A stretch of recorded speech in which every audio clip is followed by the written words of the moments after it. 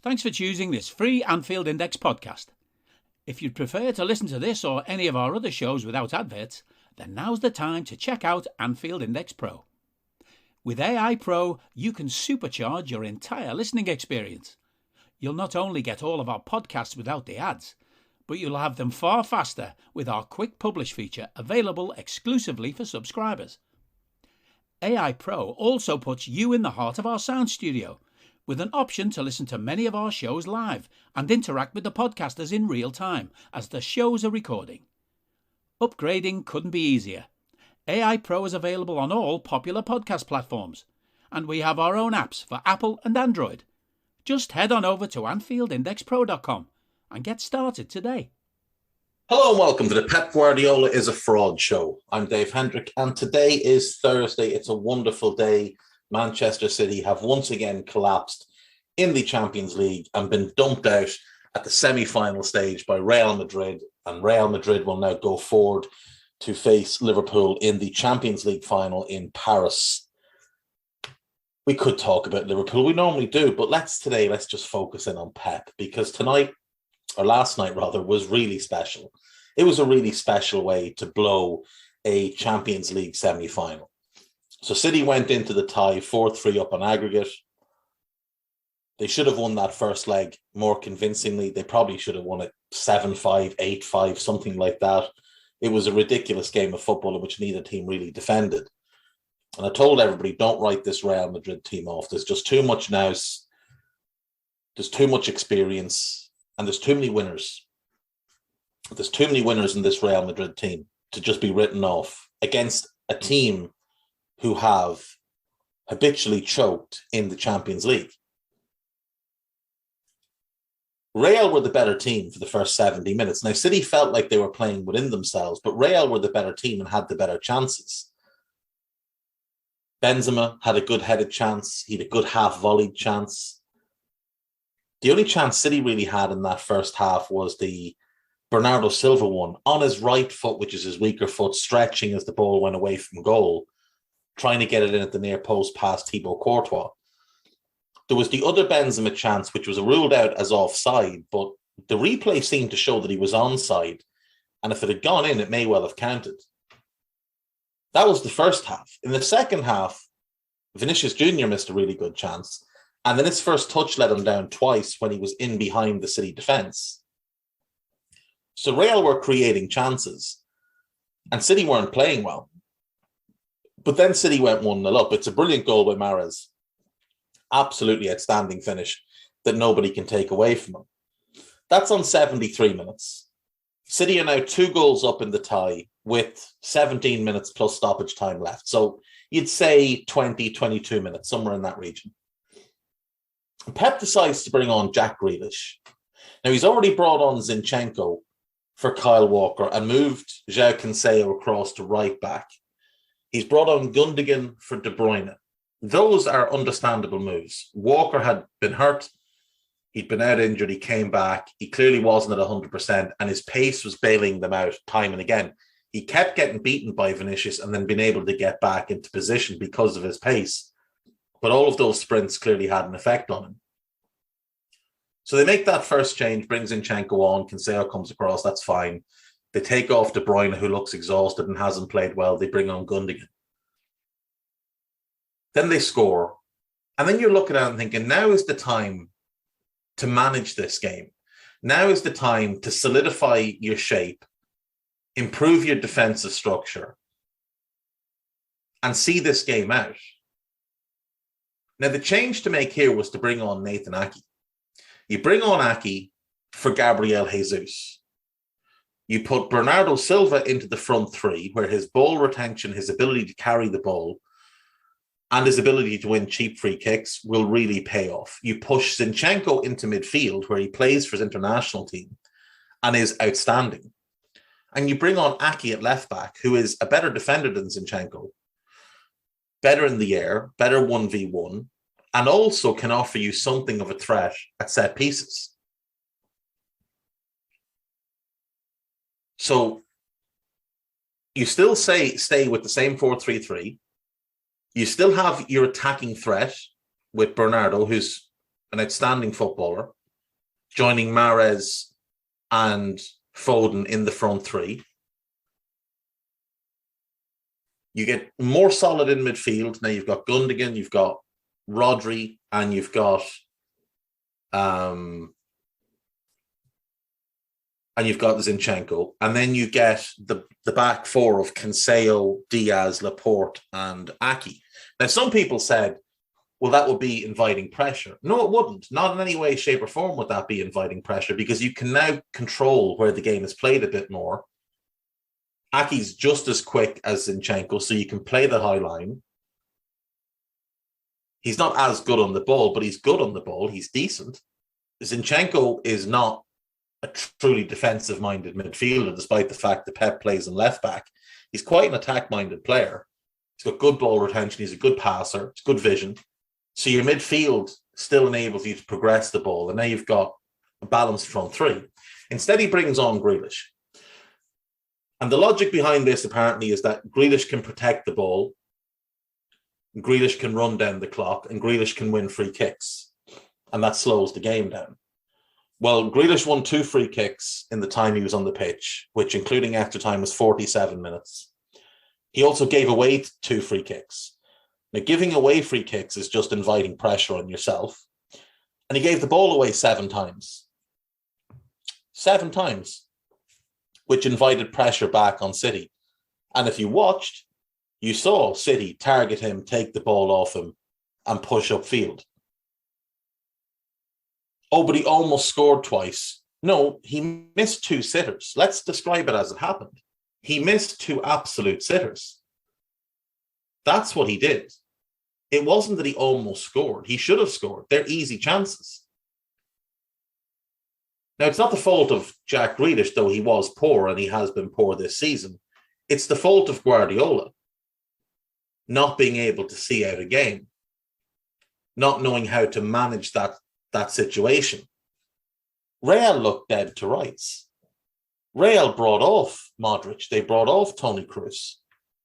We get into the 89th minute and City are still 1-up. They're 2 goals ahead on aggregate. And yet they're still trying to play super expansive football. They're still leaving themselves open in certain areas. There's a ball played to the back post. Cancelo plays Benzema onside. Diaz ignores Rodrigo, who runs off his back shoulder. And Benzema's ball back across is put home by Rodrigo when it's 1-1 on the night and City only 1 goal up on aggregate now. But we're heading into injury time. Real can't score again, can they? City have a great defence. They tell us all the time, Ruben Diaz, the best centre-back in the world. João Cancelo is the best full-back in the world. Edison's the best goalkeeper in the world. Rodri's the best holding midfielder in the world. We hear this all the time. And within 90 seconds, it's a simple ball into the box. Rodrigo makes a run, finds himself behind Laporte in front of Diaz. So Laporte is watching the ball. He can see the ball. He doesn't know where the man is, but he knows he's on his back shoulder. Diaz, though, can see the ball and the man. And Diaz has about 6 inches of height and probably about 4 stone in weight on Rodrigo, and doesn't attack the ball properly. Gets caught a little bit flat-footed and sort of lunges himself towards it. And Rodrigo, who's 5'9", rises and scores. It's 2-1 at Real on the night. It's 5-5 on aggregate, and we're into extra time. We go into extra time, and within 3 minutes, simple ball into the box. Benzema takes a touch. He's not going anywhere. His touch takes him away from goal. And Ruben Diaz, for reasons known only to Ruben Diaz, slides in, can't get close to the ball, takes him down, penalty. Benzema steps up and scores. And from there, City never looked like scoring. They had the one chance with Foden, and that was it. That was it from there. They'd had all the chances in the 90 minutes with the Grealish sitters. That was it. Manchester City, with all this money spent, and all the talent they have, and this manager who's revolutionized football, and this philosophy and identity that he has and that he brings with him wherever he goes, resorted to lumping long balls towards a front three that were all about 5'9". Sterling, Grealish, can't even remember who the other one was. Let me look that up. Who was the third sub that he brought on up front?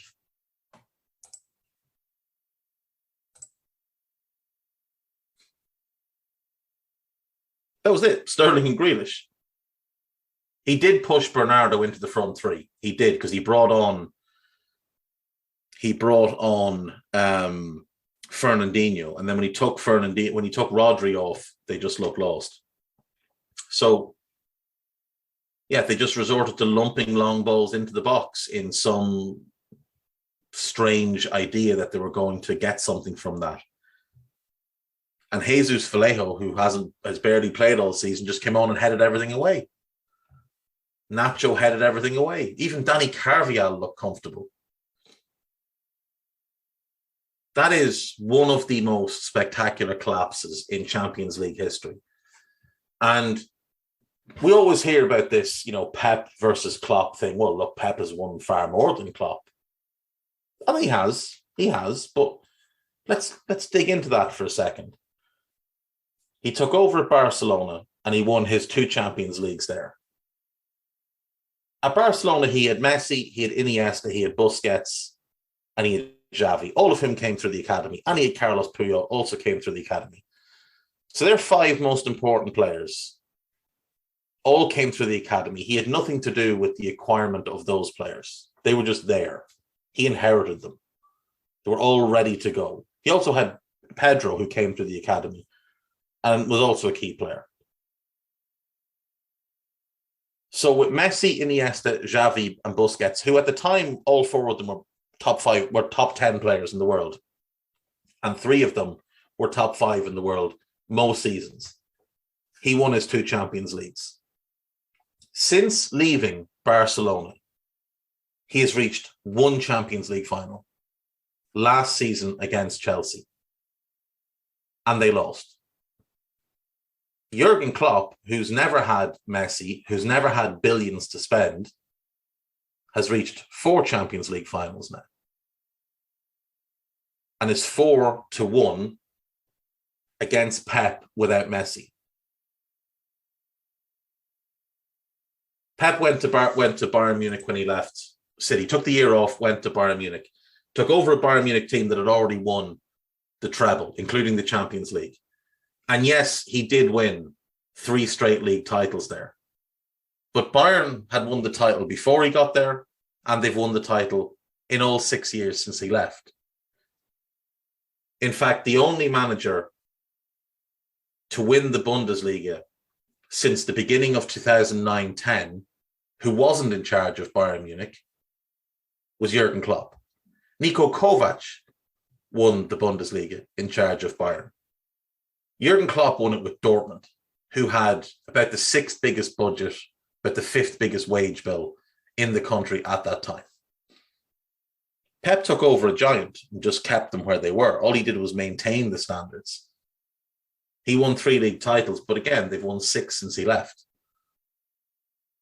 So in all likelihood, they would have won those 3 league titles with or without him. But in the Champions League, he didn't have that level of success. Hammered by Real Madrid in the semi-final in 2013-14. Beaten 4-0 at home. A 1-0 defeat away. Bayern were confident that they could turn that round in the second leg. And they lost 4-0 at home to Real Madrid. Now, admittedly, a great Real Madrid team that went on to win the competition, but still, losing 4-0 at home in a Champions League semi-final is a little bit embarrassing. 2015. Again, they make their way through the groups. That's all fine. They get into the knockout phases. They get hammered 3-0 by Barcelona. Again, it's a really good Barcelona team that goes on to win the competition. But they'd had some luck along the way. They'd lost 3-1 away to Porto in the quarterfinal. They go out in fairly spectacular fashion. 3 goals in the last 15 or 16 minutes by Barca in the first leg. They're 2-1 down with 30 minutes to go before they take control of the second leg and come back to win 3-2. That one's not as bad as the first year, but it's still not great. 15-16. Simple group, they come through, that's fine. They beat Juventus, they beat Benfica, and then they go out to Atletico Madrid. They lose the first leg 1-0. They win the second leg 2-1 and go out on away goals. That wasn't a vintage Atletico Madrid team. They were good. It wasn't one of their title-winning teams. They had a bit of a down year. Then he goes to City. And they go out to Monaco. Now, I know that was a really exciting Monaco team, but there was no excuse for City to go out. They won the first leg 5-3 at home. And then they blew it in the second leg. They lost 3-1 away. They went out in aggregate due to the away goals that Monaco scored at their stadium. 17-18. Again, they worked their way through the groups. That's all fine. It's an easy group. They should win it comfortably. They make it a bit harder than they should have. They beat Basel. They lose at home in the second leg, having won the first leg 4-0. Then they play us. And we destroyed them in the first leg. We win 3-0. And then we beat them 2-1 in the second leg at the Etihad. And at that point, we weren't anywhere close to what we are now. We finished fourth in the league that year. In 18-19 then, they get through the groups. Again, straightforward group. They finish top. They beat a bad Schalke team, 7-0 in the second leg, which tells you everything you need to know about Schalke. And then they lose to Spurs. And again, it's not a vintage Spurs team by any stretch of the imagination. It's a Spurs team that just about scraped into fourth and were in horrendous form in the league. They lost 1-0 away from home and then beat Spurs 4-3 at home. But they were 2-1 down in that game. They couldn't overcome that 1-0 deficit. They conceded 3 at home to Spurs. 1920 then, this is obviously the kind of bubble year. Again, they top a very straightforward group. They knock out Real Madrid 4-2 over both legs in the round of 16, and then lose 3-1 to Lyon. And again, it's not exactly a great Lyon team. And then last year, they make the Champions League final. It's not a run that anyone's going to remember. They topped a straightforward group. They beat an average Borussia Mönchengladbach, an average Borussia Dortmund. They did beat Paris Saint-Germain in the semi-finals, and credit to them for that. But PSG are also habitual chokers in the Champions League. And then they lose 1-0 to a very, very average Chelsea team. A Chelsea team that just about made Champions League. Again, finished fourth in the division. Whereas City ran away with the Premier League. This Champions League run of Pep since leaving Barcelona and not having Messi is not impressive. The first 2 years at Bayern, you can say, okay, they lost to the eventual champions, and that Real team and that Barca team were very, very good. Now, that Real team wasn't as good, obviously, as the team that went on and won 3 in a row, but it was still a very, very good team with a lot of the same pieces. The Barca team with the Messi, Suarez, Neymar front line, that's fine. You can accept that one. Though the manner of some of the defeats is a bit embarrassing for him, considering the talent he's had at his disposal. So again, Messi and 3 other generational players, 3 other all-time greats, 4 if you include Puyol, 2 Champions League wins in 2 Champions League finals. Bayern reigning Champions League winners, easy march to the Bundesliga every year, so not taxing, should be really fresh for Champions League. 3 exits, one of which was very disappointing. The other 2 was just the manner of them more than the actual exit themselves. And then at City, where he has spent over £1 billion, it's just dreadful, really. Year on year on year, it's dreadful. And you do have to ask major questions over whether or not he is capable of winning a Champions League now. He's clearly a great manager. There's no doubting his ability to manage, to improve players, to play interesting styles of football. But, sometimes he obviously does the whole thing about him overthinking things, which people push back on and whatever. But I don't know that he necessarily overthinks things. I think he just overcomplicates things at times. He was a super intelligent player. And I think he believes that all players should have that same level of game intelligence and that he should be able to pass on instruction to players and they should be able to process that instantaneously.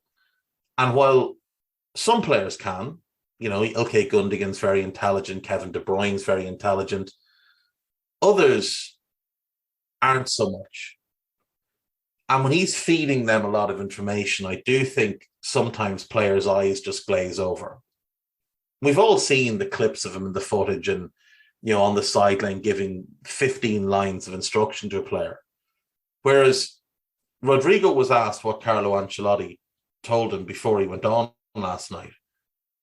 And he said, he just told me to score. That's it. Simple. Sounds ridiculous, but simple and effective. Just score. Put the round thing in between them posts and we're good. And I do sometimes wonder if this is where Pep struggles. At Barca, he was very, very fortunate to have a collective of players with super high IQs. A collective of players that had also been developed in the Barcelona way, like he was, that had the same upbringing in football that he did.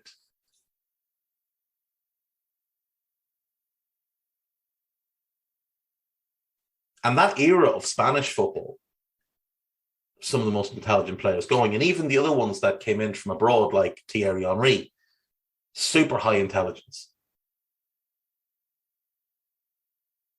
So it's one of a couple of things here. It's either he overcomplicates things and his players just don't have the intelligence to process it.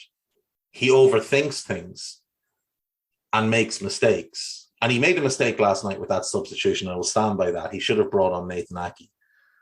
Or the third option here is that Yaya Touré's hex put on via African shaman is actually real and is working. Now, I'll leave it up to you to decide which one, but it is just funny. It is a good day to not be a City fan. That's what it is.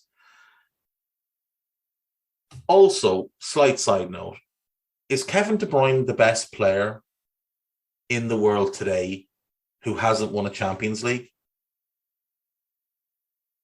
Like, I know people will say Mbappe, he's not as good as De Bruyne, and he's also 22, 23. Kevin De Bruyne is in his 30s now, and his window to win one is closing. Haaland hasn't won yet. He's not nearly as good as De Bruyne, and again, he's very, very young. De Bruyne may be exiting his prime years, and he hasn't won a Champions League yet. And I would be interested to hear from anybody what player over the last 15, 20 years who was better than De Bruyne didn't win a Champions League. I'd just be really interested to hear anyone's suggestions for that. Now, Eden Hazard is the one that springs to mind, but I don't think he was better than De Bruyne, even at his best. And I actually looked at this last night and started to come up with a theory that it's also that Belgian team, De Bruyne, Hazard, Lukaku, Kompany, Alderweireld, Vertonghen, great players, Axel Witsel. Thibaut Courtois. Ne'er a Champions League between them. Now, Courtois has an opportunity this year, obviously. Hazard would get a medal, I assume, though he would play little to no part. They flopped on the international scene time and again. And at league level, at club level, they haven't won Champions Leagues. It's just an interesting theory that maybe there's something in the water with that Belgian golden generation where they're just doomed to failure. There's lots of stuff on This Is Anfield that you can read ahead of the Champions League final, looking back on the semi-final. There's the new kit reveal. It's okay. It's just a plain shirt. Nothing special, but nothing offensive. Far better than what has been put out for Manchester United, which looks like, circa 1995 to 97 Middlesbrough or Charlton type of jobby when they were getting their kits made by Iria or whoever it was. It just has that kind of vibe, and it's hilarious that United continually get these horrible kits from Adidas, whereas Arsenal are getting these unbelievable kits from Adidas. Now, United aren't helped by the fact that their sponsor's name looks awful, but our sponsor's name doesn't look great. The logo's not great in the shirt, and our shirts look fine. The Team Viewer one is definitely better than the Chevrolet one, but still not great. Liverpool.com have quite a few transfer bits and pieces. There's a headline piece. Pep Guardiola has just sent Liverpool a warning as Jurgen Klopp finally gets his golden chance. That's there. You can read that. Mohamed Salah is not the only one who can get Real Madrid redemption as Liverpool go full circle. Obviously, if you haven't seen it, Salah tweeted, and I think he put it on his Instagram as well, that this is what he wanted and that he is on a revenge mission in this game. So we may get Demon Mo for the rest of the season. Liverpool can get release clause steal as FSG in talks over 50 million transfer eyed by Real Madrid. So this is Tchouaméni is the 50 million player. I have a feeling we might be the favourites to get him. I could be wrong, but I just get that feeling that we might be. And the release clause, I think, is Rafinha. I think it's Rafinha. Yes, it is Rafinha. If Leeds go down, I wonder what they'd take. I think if they stay up, they'll want 50, 55 million. But if they do go down, what would they take? Would they take, the Diaz, Jota type of deal, 35 million plus a bunch of add-ons? Maybe. Maybe they would. Liverpool can sign 98 million of talent for free within 56 days as FSG have 4 opportunities. Paulo Dybala, we will not be signing him. Ousmane Dembele, definitely won't be signing him. Boubacar Kamara, I would absolutely take him at Liverpool. I think he's outstanding, will be a great backup to Fabinho. Can also fill in at centre-back and both full-back spots. And Federico Bernardeschi, talented but infuriating. So no, it's a no from me, Bob. A no from me. Liverpool.com has a lot of good stuff, so do check that. There's also a piece on Victor Osimhen, so do check that one out. It's quite interesting. The price they've named is way off, though. He's going to cost quite a bit more than that. On AnfieldIndex.com, we have an article up, Footballs of Steel by the machine, Stephen Smith. And we've got some new podcasts coming this week, so do check all of them out. And that'll do me for today. Not much Liverpool, but a bit of pep slander for your day. See you tomorrow. Bye-bye. We hope you enjoyed listening to this Anfield Index show. Please be sure to subscribe to our channel so future podcasts find their way to your device automatically. There's nothing quite like fan engagement, and we'd love to know what you think of anything discussed on this show. The best way to get in touch is over on our free Discord community, where both podcasters and listeners debate the hottest LFC topics 24/7. Sign up free now at anfieldindex.com/Discord. You won't regret it. You can also follow us on Twitter at Anfield Index and find us on Facebook by searching for Anfield Index. Oh, and before you go, we'd love it if you could leave us a 5-star review on your favourite podcast app. It only takes a couple of seconds, and it means the world to the people who create these free shows.